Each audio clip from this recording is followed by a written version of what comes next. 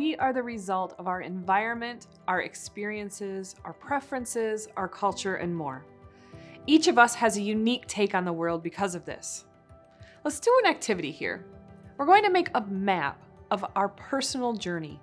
A lifeline or personal journey is a useful tool for capturing and reflecting on significant events and people that had an influence on you.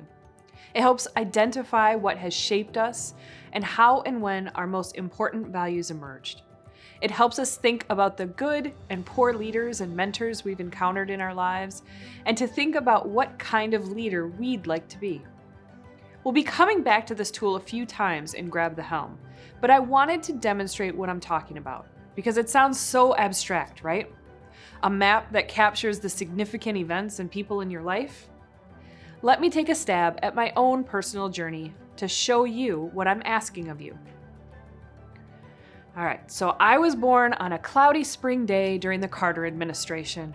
First born to my mom and dad in a small farming village in Michigan. Yes, a village.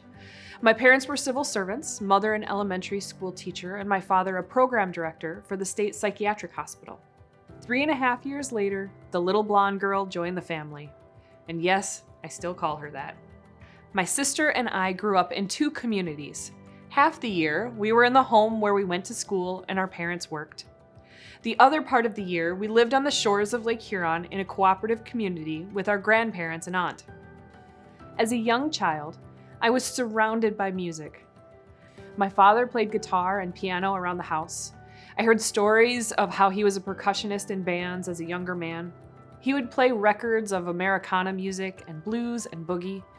My mother watched Soul Train as she folded laundry to hear the latest in pop music. As a result, I began formal music lessons really young, something that impacted almost everything in my life after. Growing up on the shores of the Great Lakes comes with an appreciation for water that turned into a passion for water safety. At the age of 15, I started my first career in water safety and rescue as a lifeguard at the local community pool. That grew throughout high school to where I was the head lifeguard at Girl Scout camp by 17. I earned my living through teaching swimming lessons and lifeguarding wherever they would hire me. Even as I went off to university to study engineering, music and water safety came with me. 100% of my PE classes were swimming, and I still can't believe they let me do that either.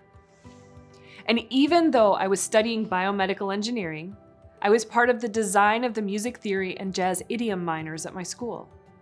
I even met my partner for life in band at university. See, music impacts everything. We moved to Minnesota to start our life together.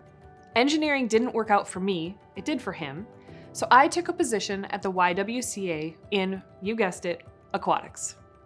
Once again, teaching swim lessons, lifeguarding, and eventually management.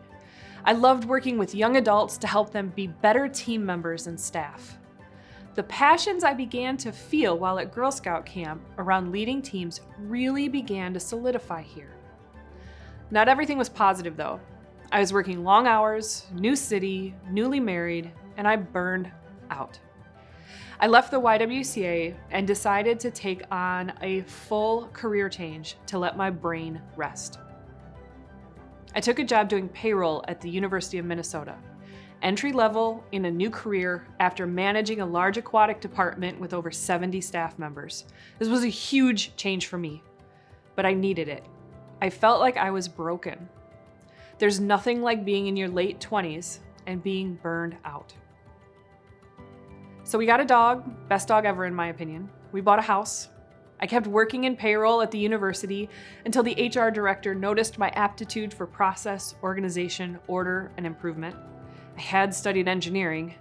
Anyway, a new program was starting at the university where they were going to train a group of employees in continuous improvement methods. And I loved it. My brain was ready for real work again. My passion for setting up amazing teams, plus my need for understanding why things work, came into alignment. Even better, the university was known for its master's and doctorate education in operations and continuous improvement. So I applied to join the MBA class to learn even more. The next few years, I leaned into the idea of becoming a full-time facilitator of continuous improvement and human resources education. Right after I graduated, I met Robert and started hanging out with him. And today, here we are, Sakura Consulting, where I bring all this experience and history to the courses I lead and write, where we start each of our sessions with great music, because we all need some music, right? This is a light version of my journey. Now, it's your turn.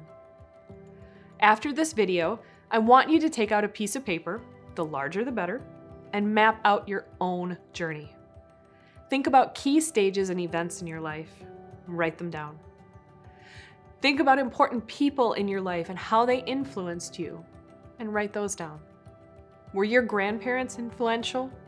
Did you have a boss who changed the world for you? Note the times in your life when things were great and you felt entirely comfortable in your own skin, and why. Note times when life didn't go so well, when you felt most challenged and even defeated, when you got stuck or went off course. Finally, reflect on when your values started to emerge, what you learned about yourself. Think about times when your sense of yourself became clearer, when you had moments of self-awareness.